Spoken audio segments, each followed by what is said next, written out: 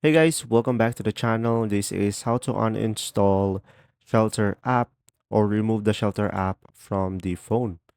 So, first thing is just simply open up the first thing is just simply locate the Shelter application into your device, and you can just simply hold it, and from here you should be able to see the uninstall option.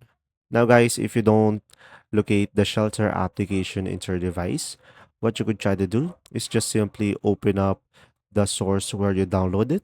In my case, I downloaded it from the F-Droid. So tap on the F-Droid application over here.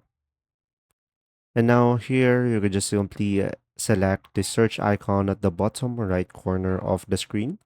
You should be able to see here search app at the top, and just simply tap in Shelter or search for Shelter, and it is only one application, and just simply tap on it, and from here you should be able to see uninstall.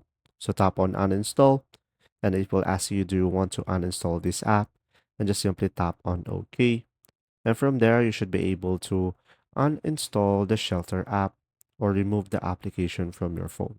I hope this video helped you understand more. Thanks for watching.